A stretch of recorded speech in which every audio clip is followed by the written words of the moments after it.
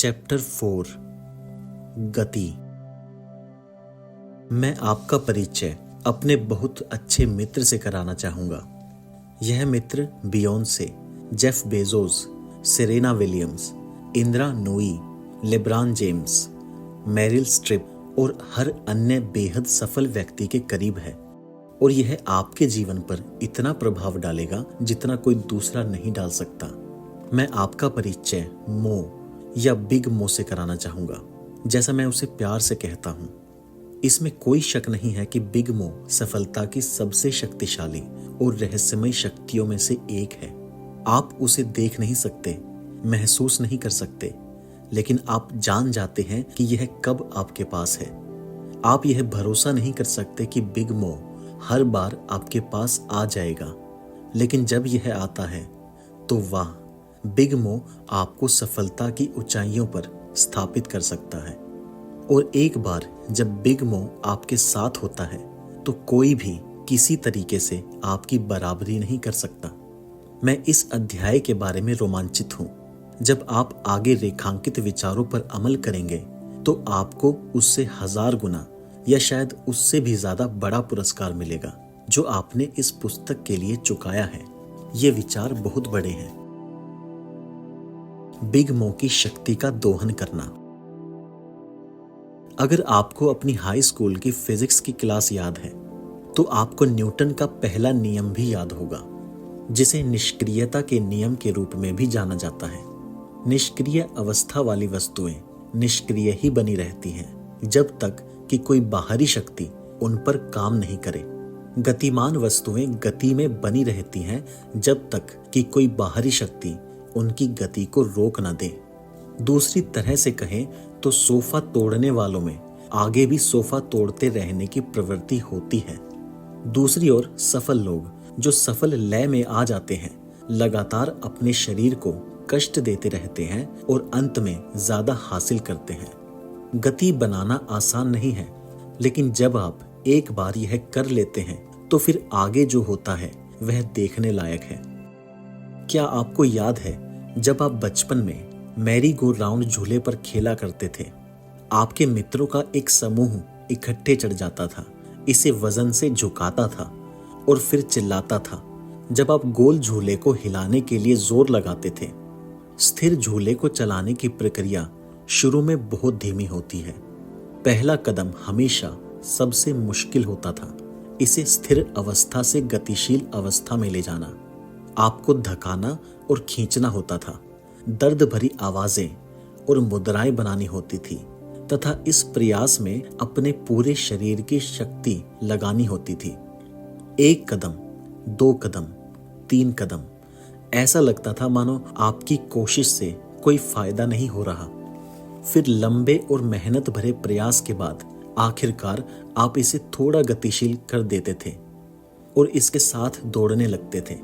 हालांकि झूला अब चलने लगा था और आप इसे धकाते हुए दौड़ने लगे थे और आपके मित्र अब ज्यादा जोर से चिल्लाकर आपका जोश बढ़ा रहे थे, लेकिन अपनी मनचाही गति हासिल करने के लिए आपको ज्यादा तेज दौड़ते रहना होता था और अपनी पूरी ताकत से इसे पीछे खींचना होता था। आखिरकार सफलता। आप कूद जाते थे और अपने मित्रों के साथ अपने चेहरे पर हवा के झोंके का आनंद लेते थे और बाहरी संसार को रंगों के झोंकों में बदलते देखते थे।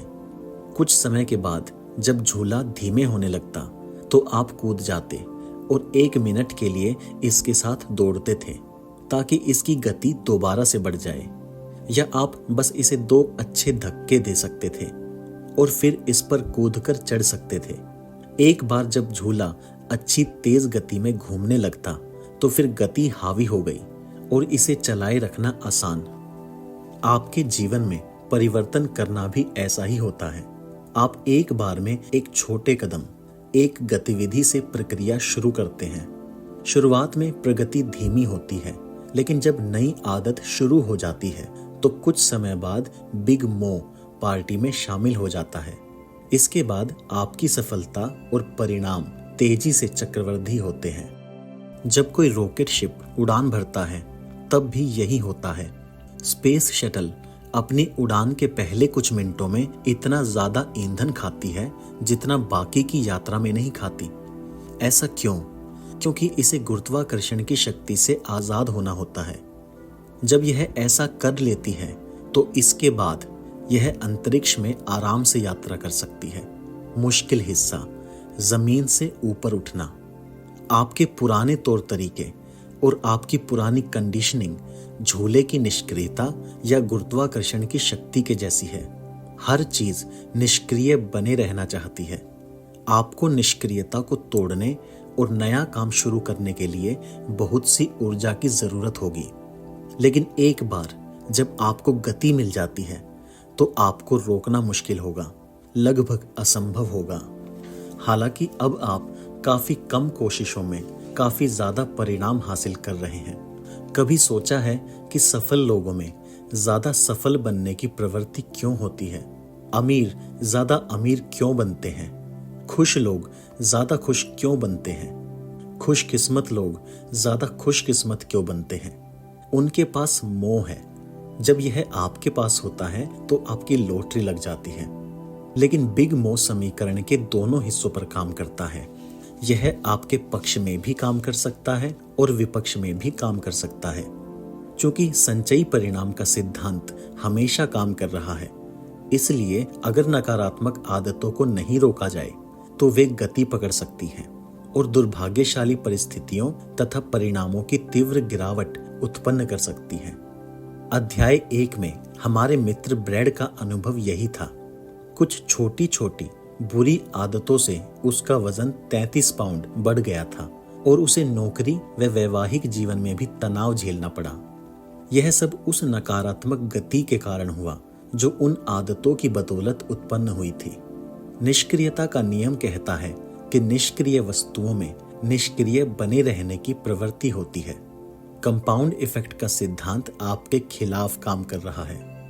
आप सोफे पर बैठकर जितने ज्यादा समय तक नेटफ्लिक्स देखते हैं, आपके लिए उठकर कोई दूसरा काम करना उतना ही ज्यादा मुश्किल होगा। तो आइए इसी समय शुरू करते हैं। आप बिग मो को अपने पास कैसे आमंत्रित कर सकते हैं? आपको सबसे पहले तो काम को शुरू करना होता है। आपको वे चीजें करके मैदान में पहुंचना होता है जिन पर हमने अब तक बात की है। पहला, अपने लक्ष्यों और बुनियादी जीवन मूल्यों पर आधारित नए चयन करना। दूसरा, नए सकारात्मक व्यवहारों या गतिविधियों से इन चयनों पर काम करना। तीसरा, नई आदतों को स्थापित करने के लिए उन स्वस्थ गतिविधियों को पर्याप्त लंबे समय तक दोहराना। चौथा, अपने दैनिक अनुशासनों की दिनचर्या और लय बनाना। पांचवा, पर्याप्त लंबे समय तक निरंतर बने रहना। फिर ऐसा करने पर बिग मो आपके दरवाजे पर लात मारकर घुस आता है। यह एक अच्छी चीज है और इसके बाद आपको कोई नहीं रोक सकता। तैराक माइकल फेल्प्स के बारे में सोचें, जिन्होंने 28 ओलंपिक मेडल जीते। इनमें से 23 स्वर्ण पदक थे। उन्होंने यह कैसे किया? अपने कोच बॉब बाउमैन के साथ काम करते हुए फेल्प्स ने 12 साल में अपनी योग्यताओं को तराशा। मिलकर उन्होंने दिनचर्या और लय बनाई और प्रदर्शन की निरंतरता विकसित की, जिसने फेल्प्स को सही समय पर गति पकड़ने के लिए तैयार किया। Olympic games. फेल्प्स और बाउमैन का सहजीवी संबंध इस दायरे और महत्वाकांक्षा और इसकी पूर्ण निश्चितता के लिए विख्यात है। अभ्यास के मामले में बाउमैन को ऐसी निरंतरता चाहिए थी कि फेल्प्स की सबसे स्पष्ट यादों में से एक वह है जब बाउमैन ने एक प्रशिक्षण सत्र में उन्हें 15 मिनट जल्दी आने की अनुमति दी थी ताकि वे मिडिल स्कूल के डांस के लिए तैयार हो सके। यह 12 साल में एक बार की बात थी। कोई हैरानी नहीं कि पूल में फेल्प्स को हराना इतना मुश्किल था। शायद आपके पास आईपॉड होगा। आपने कभी उस विकास के बारे में सोचा है जिसने इस छोटे से यंत्र को इतना सफल बनाया? एप्पल कंपनी आईपॉड लॉन्च करने से बहुत पहले से मौजूद थी। हालांकि मैक कंप्यूटरों के काफी वफादार अनुयायी थे, लेकिन कुल पीसी बाजार में एप्पल का प्रतिशत ज्यादा नहीं था। आईपॉड निश्चित रूप से बाजार में उतरने वाला पहला MP3 प्लेयर नहीं था। वास्तव में एप्पल को मैदान में उतरने में देर हो चुकी थी, लेकिन उनके लिए कोई शक्तिशाली चीज हो रही थी। ग्राहकों की निष्ठा कायम रखने के निरंतर प्रयास, उच्च गुणवत्ता के प्रति निरंतर समर्पण, नवाचारी डिजाइन और उपयोग में आसानी की दिशा में लगातार मेहनत। उन्होंने MP3 प्लेयर को सरल, शानदार, उपयोग में आसान बनाया और इसके बाद उन्होंने मनोरंजक तथा नवाचारी विज्ञापन अभियानों से इसका प्रचार किया। यह कारगर रहा, इसने जनता की नब्ज पकड़ ली। लेकिन आईपॉड रातों रात सफल नहीं हुआ। जिस साल एप्पल ने आईपॉड को उतारा, उस साल उनकी आमदनी बढ़ने के बजाय घट गई। पिछले साल आमदनी 30% बढ़ी थी, जबकि उस साल यह 33% घट गई। अगले साल भी आमदनी 2% घटी, लेकिन उसके अगले साल यह 18% बढ़ी, उसके अगले साल 33%। उसके बाद बिग मो उनका साथ देने के लिए पहुंच गया। तेज धमाका करते हुए एप्पल ने अपनी आमदनी 68% बढ़ाई और MP3 प्लेयर बाजार की 70% से ज्यादा हिस्सेदारी पर कब्जा कर लिया।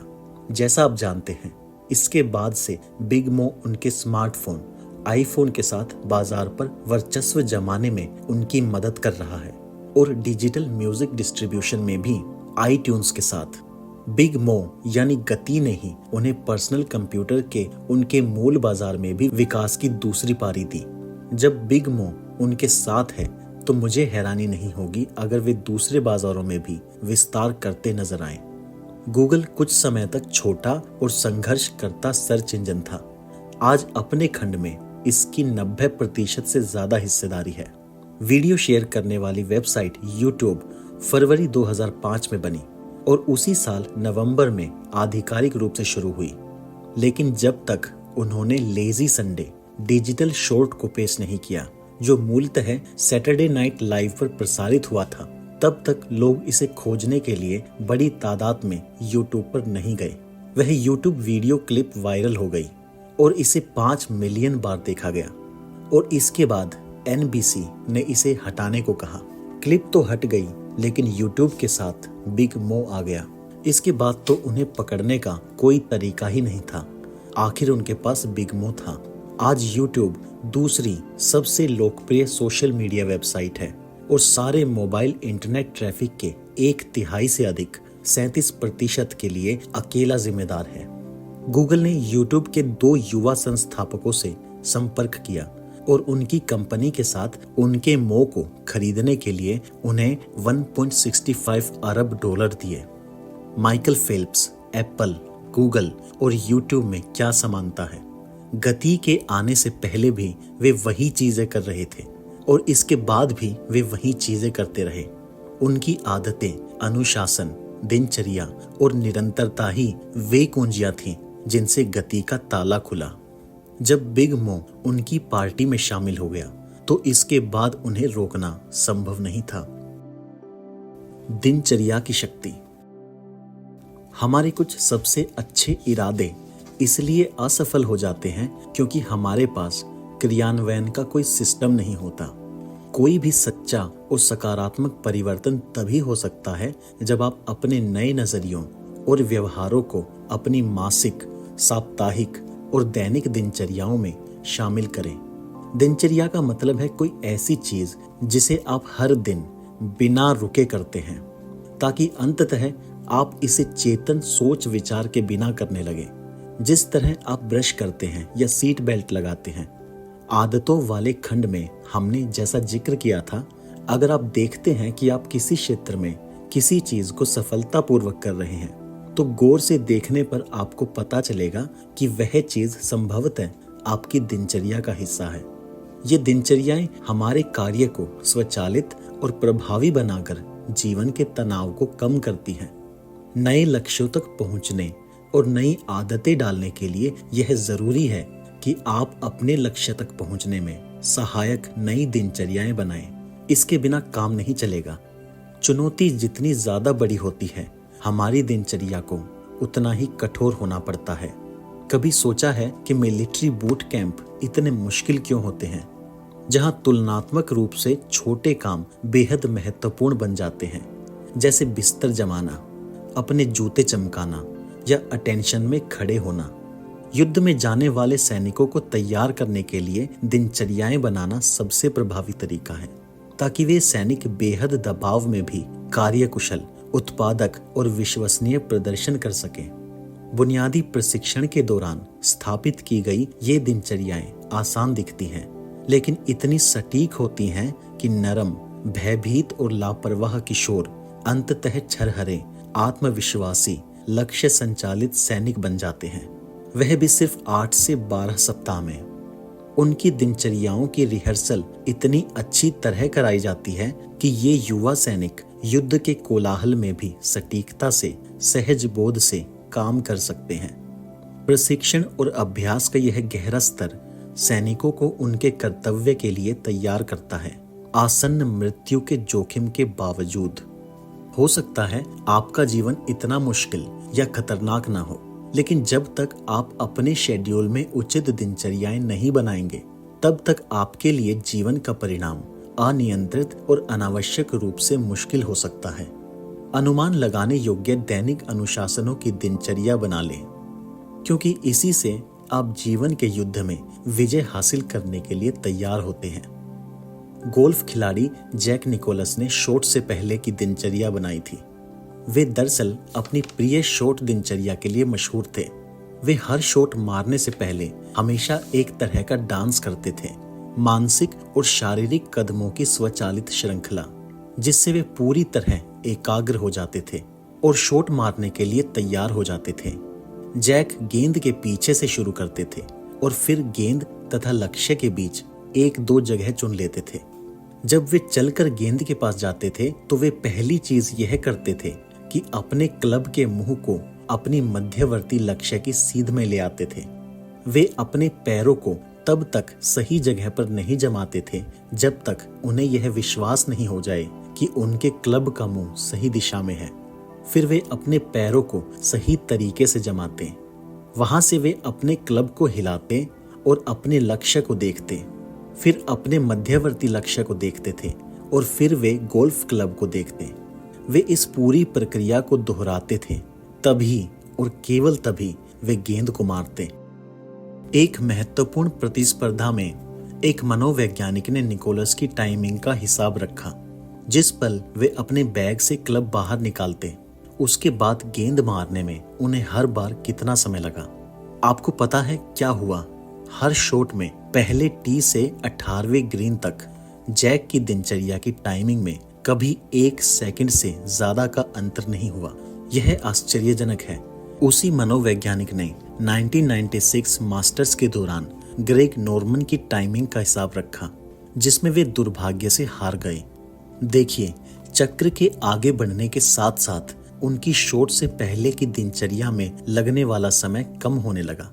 उनकी दिनचर्या में अंतर आने से उनकी लय और निरंतरता पर फर्क पड़ा। वे कभी गति नहीं पकड़ पाए। जिस पल नॉर्मन ने अपनी दिनचर्या बदली, उनका प्रदर्शन अनिश्चित हो गया और उनके परिणाम भी। फुटबॉल को किक करने वाले भी किक से पहले की दिनचर्या को महत्व देते हैं, जिससे वे उस प्रक्रिया के तालमेल में आ जाते हैं जो उन्होंने हजारों बार दोहराई है। समय के दबाव में जब किक लेने से पहले की अनुमान योग्य दिनचर्या का अनुसरण नहीं किया जाता, तो उनका प्रदर्शन बहुत कमजोर होता है। पायलट हवाई जहाज उड़ाने से पहले जांच सूची से गुजरते हैं। भले ही किसी पायलट ने हजारों घंटे विमान उड़ाया हो और पिछली मंजिल से विमान आदर्श प्रदर्शन समीक्षा के साथ आया हो, लेकिन इसके बावजूद पायलट बिना किसी अपवाद के हर बार प्री फ्लाइट जांच सूची से गुजरता है। इससे न सिर्फ विमान तैयार होता है, बल्कि इससे भी अहम बात है, पायलट भी अपने आने वाले प्रदर्शन के लिए तैयार और एकाग्र होता है। मैंने बहुत से बेहद सफल लोगों और व्यावसायिक लीडर्स के साथ काम किया है। मैंने गौर किया है कि उनमें न सिर्फ अच्छी आदतें होती हैं, बल्कि उनमें से प्रत्येक ने अपने दैनिक अनुशासनों के लिए निरंतर दिनचर्या बनाई है।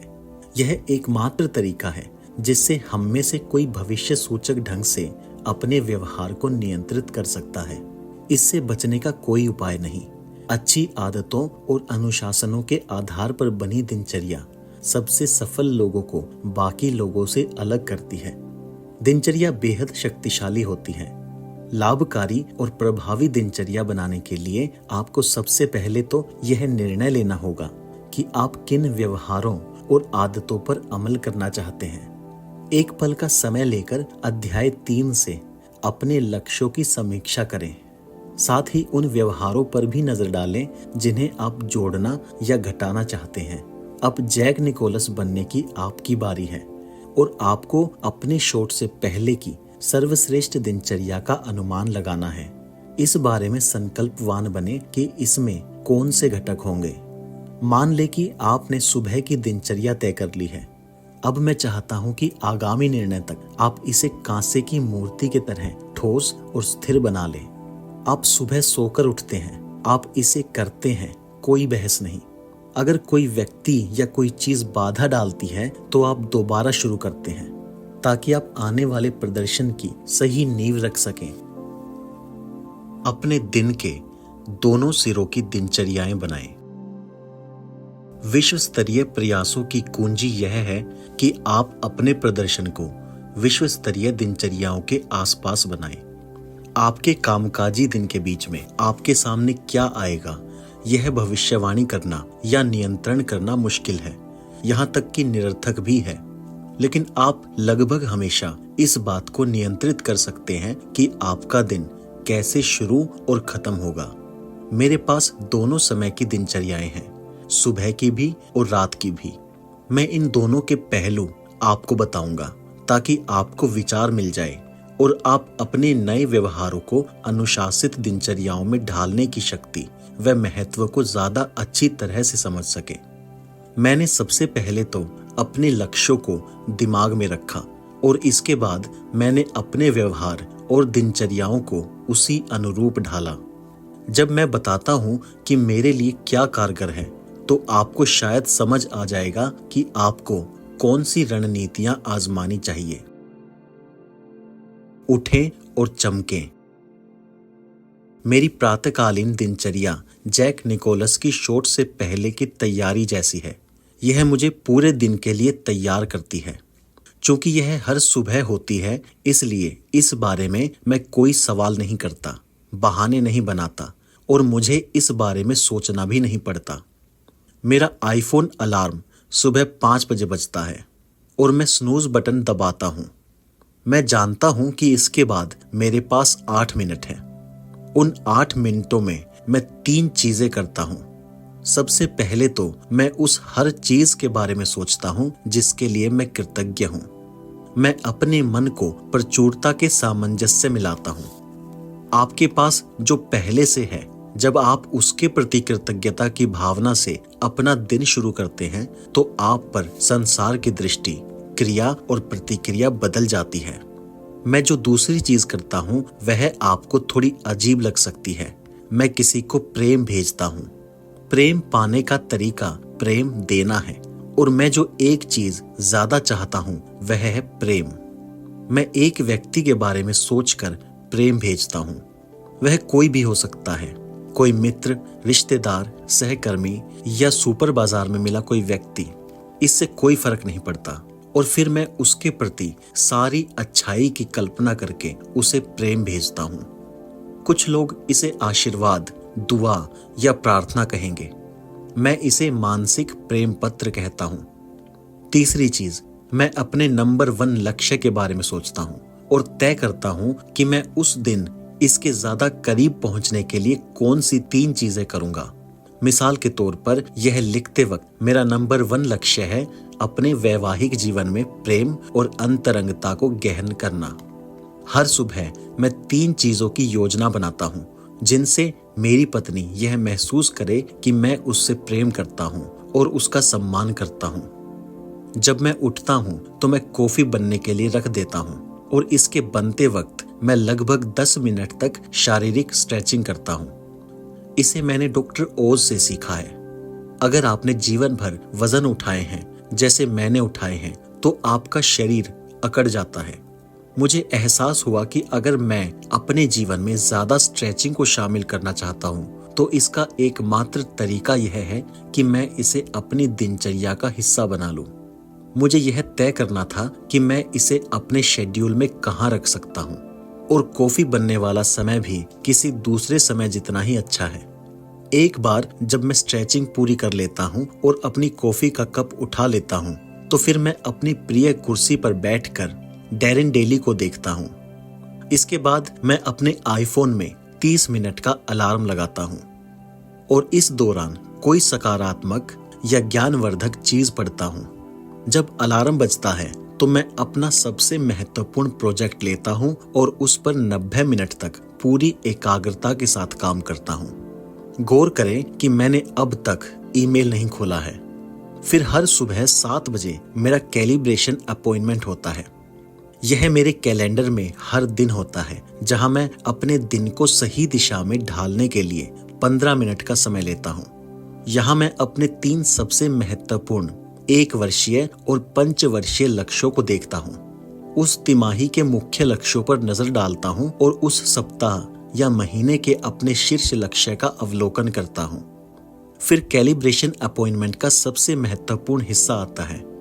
मैं उस दिन के लिए अपनी 3 शीर्ष और सबसे मूल्यवान प्राथमिकताओं की समीक्षा करता हूँ या उन्हें तय करता हूँ और पूछता हूँ, अगर मैं आज केवल 3 काम कर सकूं तो वे कौन से काम होंगे जो बड़े लक्ष्यों के करीब पहुंचने में मुझे सबसे बड़े परिणाम देंगे।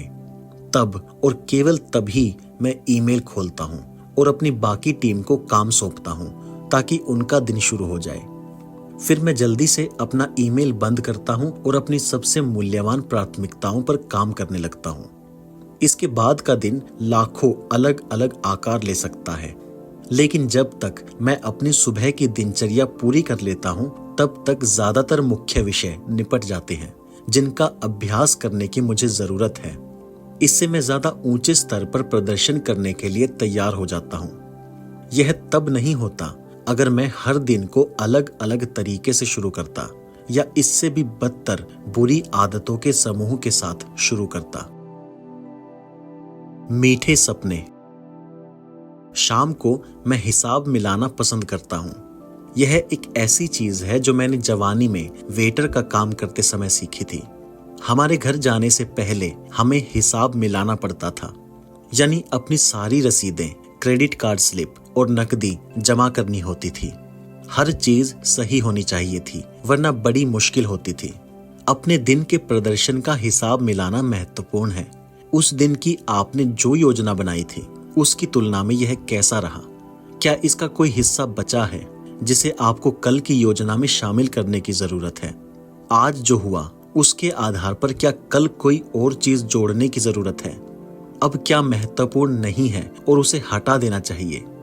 इसके अलावा मैं उस दिन आए किसी भी नए विचार या ज्ञान को अपने जर्नल में लिखता हूँ।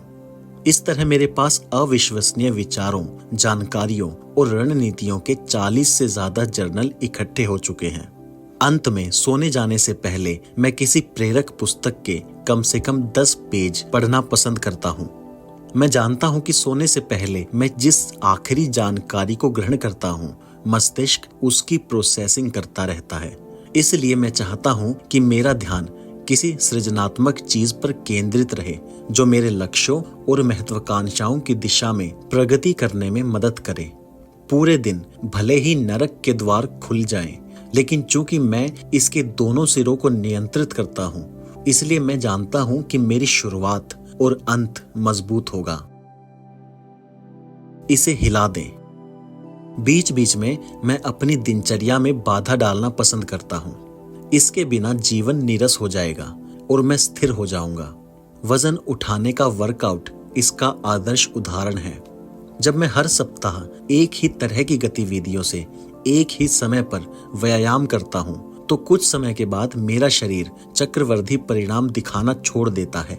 मैं बोर हो जाता हूँ, मेरा जोश कम हो जाता है और बिग मोह दूर चला जाता है। इसलिए इसे अदल बदल कर करना, खुद को नए तरीकों से चुनौती देना और अपने अनुभव को तरोताजा करना महत्वपूर्ण है। हाल फिलहाल मैं अपने जीवन में ज्यादा साहसिक रोमांच यानी एडवेंचर शामिल करने पर काम कर रहा हूँ। मैं किसी ऐसी चीज को करने के साप्ताहिक, मासिक और वार्षिक लक्ष्य तय करता हूँ जो मैं आमतौर पर नहीं करता। ज्यादातर बार यह धरती हिलाने वाली चीज नहीं होती, बल्कि सामान्य सी चीज होती है, जैसे अलग तरह का भोजन करना, किसी क्लास में जाना, किसी नई जगह की यात्रा करना या नए लोगों से मिलने के लिए किसी क्लब का सदस्य बनना। गति के इस परिवर्तन से मैं जीवंत महसूस करता हूँ। मेरा जोश दोबारा जाग जाता है और मुझे नए दृष्टिकोणों के अवसर मिलते हैं। अपनी दिनचर्याओं पर नजर डालें। अगर कोई चीज पहले आपको ऊर्जावान बनाती थी, लेकिन अब पुरानी हो गई है और शक्तिशाली परिणाम नहीं दे रही है, तो इसकी अदला बदली कर लें। लय में आए, अपना नया खांचा खोजना। जब आपके दैनिक अनुशासन दिनचर्या बन जाते हैं, तो आप चाहते हैं कि इन कदमों की श्रृंखला से लय बन जाए। जब आपके अनुशासन और कार्य नियमित साप्ताहिक, मासिक, तिमाही और वार्षिक लय में थिरकते हैं, तो यह बिग मो के स्वागत के लिए सामने वाले दरवाजे पर लाल गलीचा बिछाने की तरह होता है। यह भाप के इंजन के पहियों जैसा होता है। जब इंजन स्थिर होता है, तो इसे बहुत छोटी चीज आगे बढ़ने से रोके रख सकती है। सामने वाले पहिए के नीचे लकड़ी का 1 इंच का टुकड़ा रखने से भी यह काम हो जाएगा। पहिए को हिलाने के लिए भाप की अविश्वसनीय मात्रा की जरूरत होती है, जिससे पिस्टन हिले और मशीनें सक्रिय होकर गति दें। यह धीमी प्रक्रिया है, लेकिन जब ट्रेन चलने लगती है, तो कुछ समय बाद पहिए लय में आ जाते हैं। अगर दबाव निरंतर बना रहे, तो ट्रेन गति पकड़ लेती है और फिर देखें, 55 मील प्रति घंटे की गति से वह ट्रेन 5 फुट स्टील के सहारे वाली कंक्रीट की दीवार को तोड़ने के बाद भी चलती रह सकती है। ना रुकने वाले इंजन के रूप में अपनी सफलता की तस्वीर देखें। इससे आप अपनी लय में आने के लिए उत्साहित हो सकते हैं। अपनी दैनिक लय के अलावा मैं आगे की योजना भी बनाता हूँ। मिसाल के तौर पर, मेरा एक लक्ष्य वैवाहिक जीवन के प्रेम और अंतरंगता को गहन करना है। इसके लिए मैं एक साप्ताहिक, मासिक और तिमाही लय शेड्यूल तैयार करता हूँ। मैं जानता हूँ कि यह आपको ज्यादा रोमांटिक नहीं लगेगा, लेकिन शायद आपने गौर किया होगा कि अगर आपके लिए बहुत महत्वपूर्ण कोई चीज आपके कैलेंडर में नहीं हो, तो यह प्राय नहीं हो पाती। निश्चित रूप से उतनी नियमितता से तो नहीं, जिससे आप किसी तरह की लय में आ सकें। यह इस तरह होता है। हर शुक्रवार की रात डेट नाइट, जॉर्जिया और मैं मिलकर कोई खास चीज करते हैं या बाहर जाते हैं। शाम को 6 बजे हम दोनों के ही आईफोन पर अलार्म बजता है और हम चाहे जो कर रहे हों, डेट नाइट शुरू हो जाती है। हर शनिवार को FD होता है, यानी फैमिली डे, जिसका मतलब है कोई काम नहीं। बुनियादी तौर पर शुक्रवार शाम को सूरज डूबने से लेकर रविवार सुबह सूरज उगने तक हम विवाह और परिवार के नाम करते हैं। अगर आप ये सीमाएं तय नहीं करते, तो एक दिन अगले दिन का अतिक्रमण करने लगता है। दुर्भाग्य से इस चक्कर में जिन लोगों को धक्काकर दूर कर दिया जाता है, वे अक्सर हमारे लिए सबसे महत्वपूर्ण होते हैं। हर रविवार को शाम 6 बजे हमारी संबंध समीक्षा बैठक होती है।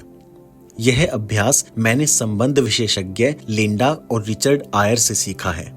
इस बैठक में हम पिछले सप्ताह की जीतों और हारों पर बातचीत करते हैं और यह भी तय करते हैं कि हमें अपने संबंध में कौन से फेरबदल करने की जरूरत है। हम एक दूसरे को कुछ चीजें बताकर बातचीत शुरू करते हैं। हम पिछले सप्ताह सामने वाले के अच्छे कर्मों की प्रशंसा करते हैं। अच्छी चीजों से शुरुआत करना अच्छा है। फिर मेरे मित्र जैक कैनफील्ड के विचार का इस्तेमाल करके हम एक दूसरे से पूछते हैं, 1 से लेकर 10 के पैमाने पर आप इस सप्ताह के हमारे संबंध को क्या रेटिंग देंगे। इससे जीत और हार की बातचीत प्रवाहित होती है। फिर हम इस बारे में बातचीत करते हैं कि कौन से फेरबदल करने की जरूरत है। यह सिलसिला इस सवाल से शुरू होता है, आपके अनुभव को 10 बनाने के लिए किस चीज की जरूरत होगी। बातचीत के अंत में हम दोनों को ही महसूस होता है कि हमारी बात सुन ली गई है। हम यह महसूस करते हैं कि हमें मान्यता मिल गई है और हमने अगले सप्ताह के बारे में अपने विचार और इच्छाएं पहले ही स्पष्ट कर दी हैं। यह काफी अविश्वसनीय प्रक्रिया है, मैं इसकी बहुत अनुशंसा करता हूँ, बशर्ते आप हिम्मत कर पाएं। हर महीने जॉर्जिया और मैं कोई अनूठी और यादगार चीज भी तय करते हैं।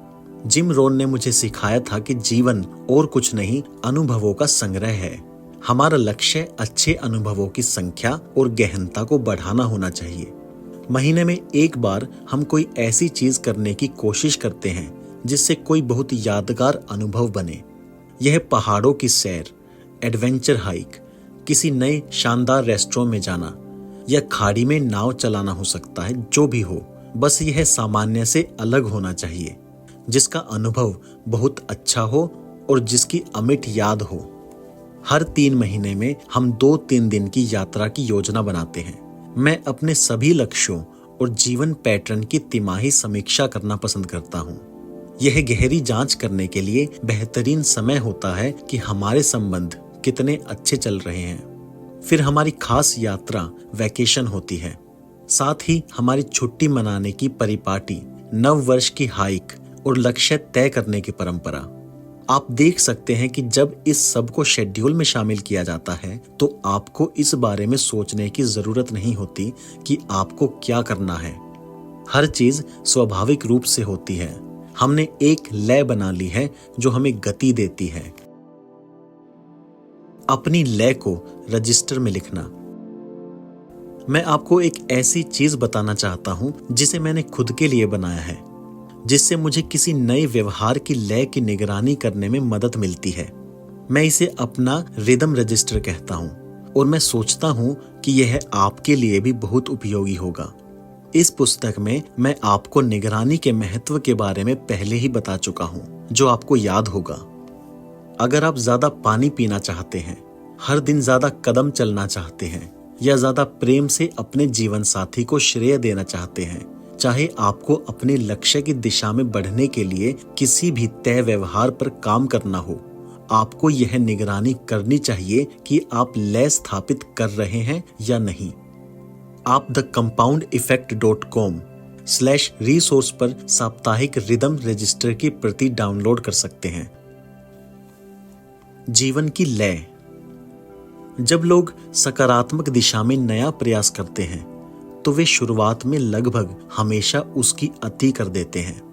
जाहिर है, मैं चाहता हूं कि आप सफलता की लय तय करने के बारे में रोमांचित महसूस करें, लेकिन आपको एक ऐसी दिनचर्या बनानी चाहिए जिसकी मदद से आप उस सकारात्मक काम को बिना पुनर्विचार या समझौते के लंबे समय तक कर सकें। मैं नहीं चाहता कि आप उन दिनचर्याओं के बारे में सोचें जिन्हें आप इस सप्ताह, महीने या अगले 90 दिन तक कर सकते हो। मैं चाहता हूं कि आप उस बारे में सोचें जिसे आप जीवन भर कर सकते हो। कंपाउंड इफेक्ट, वे सकारात्मक परिणाम जिनका आप अपने जीवन में अनुभव करना चाहते हैं, स्मार्ट चयनों से मिलते हैं जिन्हें लंबे समय तक निरंतरता से दोहराया जाए। जब आप हर दिन सही कदम उठाते हैं तो आप जीत जाते हैं, लेकिन बहुत जल्दी बहुत ज्यादा की कोशिश करने का मतलब यह है कि आप खुद को असफलता की कगार पर पहुंचा रहे हैं। मेरे एक मित्र ने सोशल मीडिया पर पोस्ट हुई अपनी तस्वीर देखने के बाद फिट होने का निर्णय लिया। उसके लिए यह जीवन शैली का भारी परिवर्तन था। अपनी नौकरी में उसे दिन भर में कम से कम 12 घंटे बैठना होता है और उसे व्यायाम से नफरत है।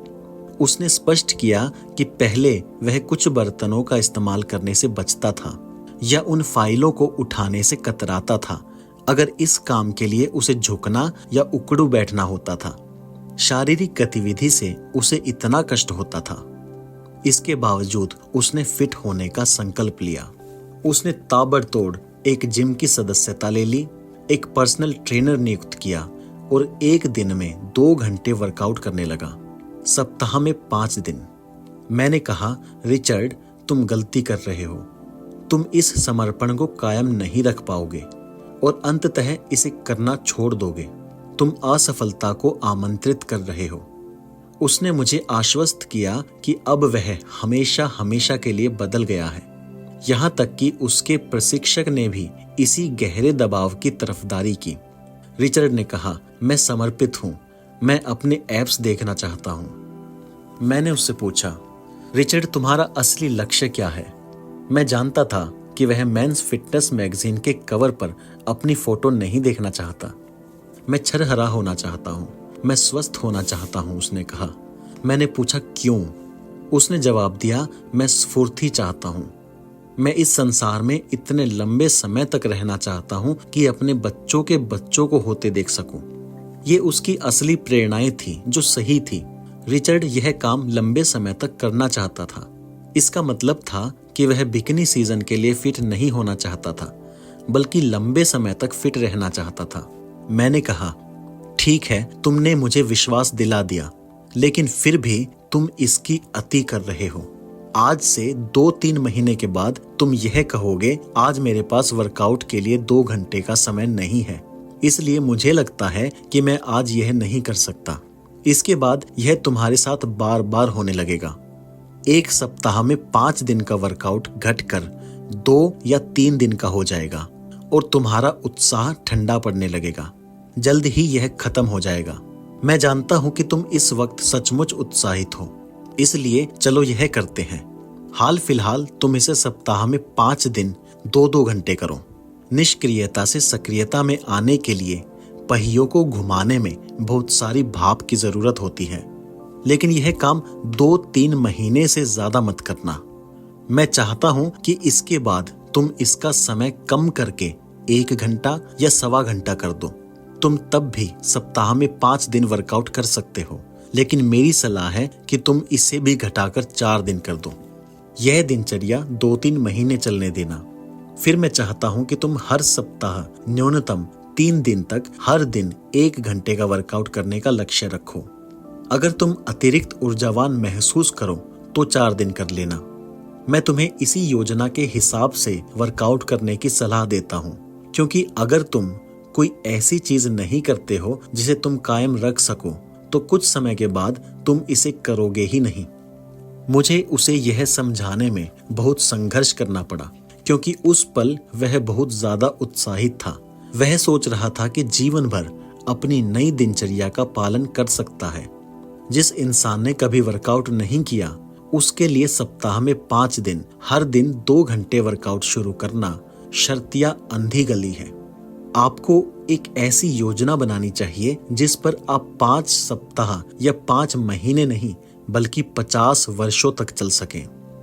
शुरू में ज्यादा प्रयास करना तो ठीक है, लेकिन जब आपको सुरंग के अंत में रोशनी दिखाई देने लगे, तो आप इसमें कटौती शुरू कर सकते हैं। आप एक सप्ताह में कुछ दिन 45 मिनट से 1 घंटे का समय हमेशा निकाल सकते हैं, लेकिन सप्ताह में 5 दिन तक 2 घंटे का समय निकालने की दिनचर्या मुश्किल है। इसे कारगर बनाना कभी संभव नहीं होगा। याद रखें, निरंतरता सफलता की अत्यंत महत्वपूर्ण घटक है। निरंतरता की शक्ति। मैंने पहले बताया है कि अगर कोई एक अनुशासन है जो मुझे प्रतिस्पर्धी लाभ देता है, तो यह निरंतर होने की मेरी योग्यता है। बिग मो को सबसे जल्दी और सबसे ज्यादा निश्चितता से कोई चीज दूर भगाती है, वह है निरंतरता का अभाव। निरंतरता के मामले में सही इरादे वाले, अच्छे, जोशीले और महत्वाकांक्षी लोग भी कमतर साबित होते हैं, लेकिन यह एक शक्तिशाली साधन है जिसका इस्तेमाल करके आप अपने लक्ष्यों की ओर उड़ान भर सकते हैं। इसके बारे में इस तरह सोचें, मान ले कि आप और मैं लॉस एंजलिस से मैनहट्टन के अलग अलग विमानों में बैठते हैं। बस एक फर्क होता है, आप बीच में पड़ने वाले हर राज्य में उतरते हैं, जबकि मैं सीधे उड़ान भरता हूं। इसका परिणाम क्या होगा? आप भले ही हवा में 500 मील प्रति घंटे की रफ्तार से उड़े हों और मैं 200 मील प्रति घंटे से, लेकिन इसके बावजूद मैं आपको काफी अंतर से पछाड़ दूंगा। बार बार रुकने, दोबारा शुरू करने और गति पकड़ने में जो समय और ऊर्जा लगती है, उससे आपकी यात्रा कम से कम 10 गुना लंबी हो जाएगी। वास्तव में बहुत ज्यादा संभावना इस बात की है कि आप कभी वहां पहुंच ही नहीं पाए। किसी बिंदु पर आपका ईंधन, ऊर्जा, प्रेरणा, विश्वास, इच्छा शक्ति खत्म हो जाएगी। यह ज्यादा आसान है और इसमें बहुत कम ऊर्जा लगती है।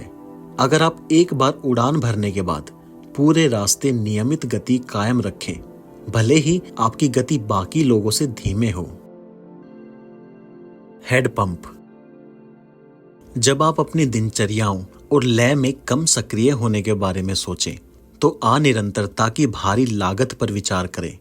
यह एक अकेले काम का नुकसान नहीं है और इसके परिणाम छोटे नहीं होते। इससे तो रुकावट और गति का नुकसान होगा।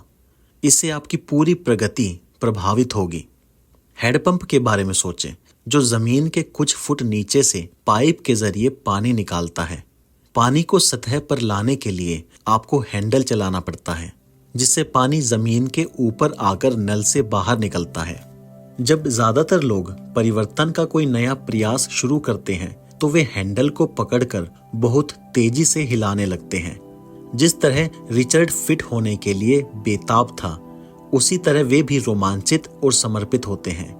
वे हैंडल खींचते जाते हैं और खींचते जाते हैं, लेकिन कुछ मिनट बाद भी जब उन्हें पानी नहीं मिलता, तो वे हैंडल चलाना छोड़ देते हैं। उन्हें यह एहसास ही नहीं होता कि वैक्यूम बनाने में कितना लंबा समय लगता है, जिससे पानी पाइप में चढ़ेगा और अंततः नल में से होता हुआ उनकी बाल्टी में आ जाएगा।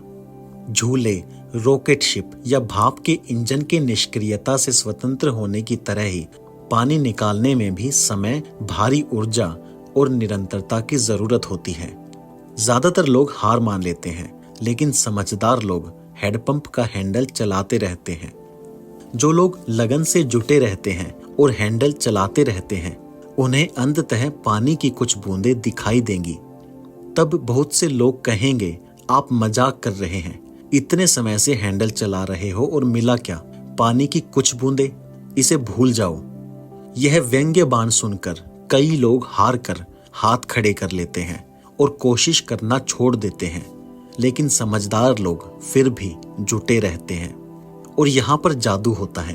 अगर आप हैंडल चलाते रहते हैं, तो जल्द ही आपको पानी की मोटी और स्थिर धारा मिलने लगेगी।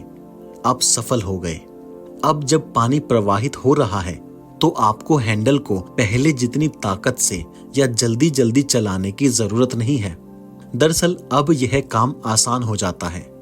आपको तो बस दबाव को स्थिर रखने के लिए लगातार हैंडल चलाना होता है। यह कंपाउंड इफेक्ट का सिद्धांत है। अगर आप हैंडल को बहुत लंबे समय तक छोड़ दें, तो क्या होता है? पानी दोबारा जमीन के नीचे चला जाता है और आप जहां के तहां पहुंच जाते हैं। ऐसे में अगर आप हैंडल को आसानी और स्थिरता से चलाने की कोशिश करते हैं, तो पानी नहीं निकलेगा। बिग मो अब जा चुका है। पानी एक बार फिर तलहटी में पहुंच गया। इसे दोबारा ऊपर लाने का एकमात्र तरीका यह है कि आप शून्य से शुरू करें और हैंडल को सचमुच कसकर चलाएं। हम में से ज्यादातर लोग अपना जीवन इसी तरह जीते हैं। हम एक नया कारोबार शुरू करते हैं और फिर वैकेशन के चक्कर में इस पर काम करना छोड़ देते हैं। हम एक दिन में 10 प्रोस्पेक्टिंग कॉल करने की दिनचर्या बनाते हैं। हमें थोड़ी सफलता मिलती है, लेकिन इसके बाद हम शिद्दत से प्रयास करना छोड़ देते हैं। हम अपने जीवन साथी के साथ अपनी नई डेट नाइट दिनचर्या शुरू करते हैं, लेकिन कुछ सप्ताह में शुक्रवार की रात को हम दोबारा नेटफ्लिक्स और माइक्रोवेव पॉपकॉर्न की ओर लौट जाते हैं। मैं देखता हूं कि जो लोग नई पुस्तकें खरीदते हैं, किसी नए प्रोग्राम या सेमिनार में जाते हैं, तो वे 2 हफ्तों या महीनों तक उसके जुनून में रहते हैं। फिर उनका जुनून चला जाता है। वे प्रयास करना छोड़ देते हैं और अंत में वही पहुंच जाते हैं जहां से उन्होंने शुरू किया था। जिम में वर्कआउट हो, अपने जीवन साथी के प्रति स्नेहपूर्ण अभिव्यक्ति हो या फोन कॉल हो, जो आपकी प्रोस्पेक्टिंग दिनचर्या का हिस्सा है, किसी भी चीज में सिर्फ 2 सप्ताह तक गैप करने से आपको बहुत नुकसान होता है। आप केवल उन परिणामों को ही नहीं गंवाते जो आपको उन 2 हफ्तों में मिलते। अगर आपको सिर्फ उतना ही नुकसान होता, ज्यादातर लोग यही मान कर चलते हैं, तो यह कोई बड़ी बात नहीं थी। लेकिन यह ढील देकर आपने मोह को मार डाला। यह मर चुका है और यह दुखद बात है। दौड़ जीतना गति के बारे में है। कछुआ बने, वह व्यक्ति बने जिसे अगर पर्याप्त समय दिया जाए तो वह सकारात्मक आदतों और व्यवहारों को निरंतरता से लागू करके किसी भी प्रतिस्पर्धा में लगभग किसी को भी हरा देगा। इससे आपकी गति और प्रगति में जादुई शक्ति आएगी और यह कायम रहेगी। सही चयन करना, सही व्यवहार पर डटे रहना, आदर्श आदतें डालना, निरंतरता से जुटे रहना और अपनी गति को कायम रखना, यह सब कहना आसान है, करना कठिन। खास तौर पर इस प्रगतिशील, लगातार बदलते और हमेशा चुनौतीपूर्ण संसार में, जहां हम अरबों लोगों के साथ रहते हैं। अगले अध्याय में मैं कई प्रभावों के बारे में बातचीत करूंगा जो ज्यादातर अनजाने में आपकी सफल होने की योग्यता में सहायता कर सकते हैं या बाधा डाल सकते हैं। ये प्रभाव व्यापक, प्रभावी और निरंतर हैं। उनका इस्तेमाल करना सीखें, वरना उनकी वजह से आप अंततः पराजित हो सकते हैं। मैं आपको बताता हूं कि कैसे।